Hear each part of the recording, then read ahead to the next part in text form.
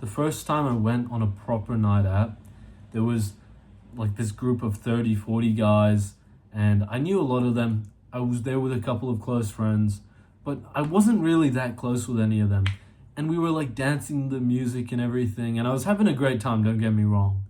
But I had one friend there, and she, like, we were really, really close.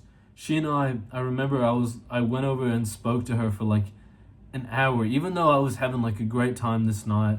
I like normally never drank. I went over and I started speaking to her.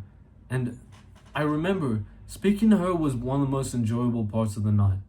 Not for any like weird reason, but just because I was closer to her, because I actually spoke to her like a friend. I actually told her how I felt about things. We actually hung out. We actually spoke on the phone sometimes. And this is a bad example because like this is a chick friend. A lot of the time, the closest people you'll be friends with is like your own gender. But I'm telling you, man, nothing can fill the void of having a really close friend. I'm Finn, and I help young guys make better friends. By the way, I do have a course, the link's in the description if you're interested. It's like the full method on making better friends. It's absolutely amazing, but let's move on for now. I remember this friend of mine in like year 7 or year 8. He's a brown guy, he's like super hairy. And this one guy, one day, he's like, "Oh, hey, Harry McClary, how you going?" Because there was this dog that was like really fucking hairy. We all found this funny. This was like when we were younger. We found this absolutely hilarious. I mean, we like kept calling him this for weeks. But one day he came up to me, he's like, "Bro, when you say that, it makes me feel really uncomfortable." That was when I realized, oh, maybe I'm being a bit of a dick. Maybe I should stop. And I kept doing it though. I did it like 2 or 3 more times. And every time I would say like the joke, he'd be like, "No, that's not all right." And after like 2 or 3 times or after a few days, I like never made that joke about him. Because back then it bothered him. And he had the courage to let me know in like a polite way. And so then I stopped. You need to constantly be able to do this.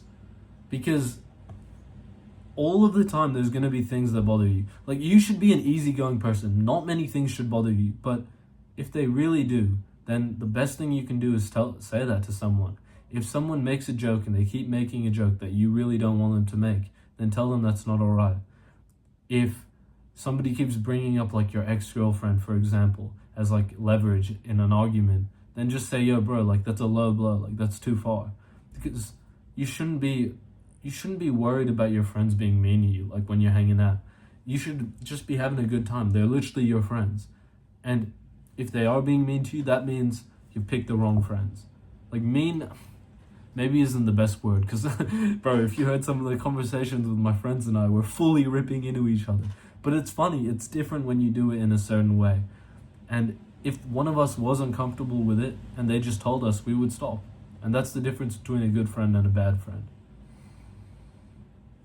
I remember this one day, I was on the school bus and I checked my phone. There's like 8 guys on the group chat and they're all like considering, "Oh, do we kick Finn out of the friend group? Do we not?" I was like, what the I've literally been friends with half of these guys for like most of my life. And there was 2 or 3 guys, it was 3 guys out of 8 who were like, nah, we don't like this guy. And they did a vote. And when they were voting to keep me in or out of the friend group, I was like, what the fuck is this? I'm not fucking part of a friend group that has to vote for me to be in. Fuck that. And I left. And you see, the interesting thing is, my life started to go uphill. But I got the vote back, and like 5 out of the 8 people said they wanted me to be in. It was only the 3, like these 5 guys I've been friends with my whole life. And then there was 3 dickheads who like had recently come on the scene and they were like trying to kick me out. Like, they would, I mean, of course, like everyone's young and so they didn't really like mean it, but like they didn't realize they were being like an asshole. They were kind of just doing it. And okay, I'm waffling on, but like when you're young, you just do a bunch of stupid shit, right? But I was fine with leaving this friend group and losing everything I knew. Like, that was my childhood friend group. We would hang out all the time. But I started to hang out with my other friend every weekend, and we started to do some fun shit. I remember the first weekend where we started to plan some stuff.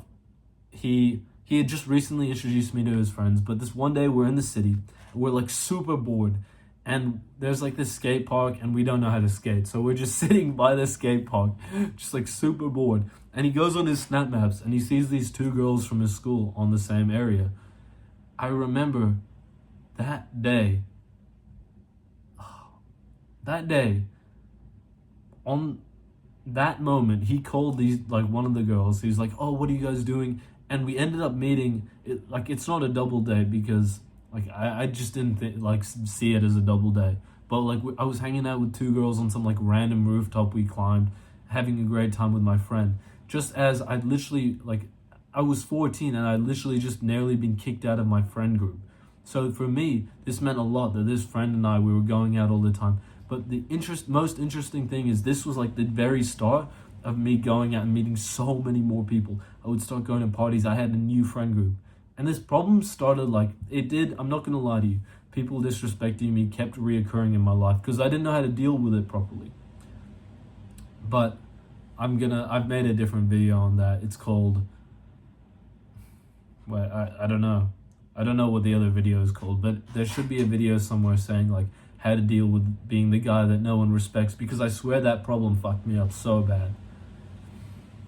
I remember,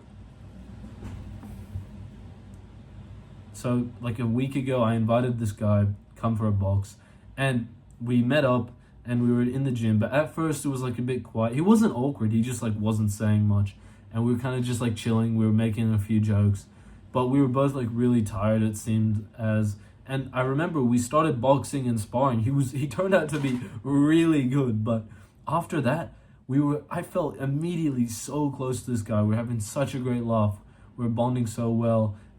Like, the jokes started coming. We were like in sync, comedic wise. And I'm getting a bit tired. Like, I'm gonna take a break after I film this video probably.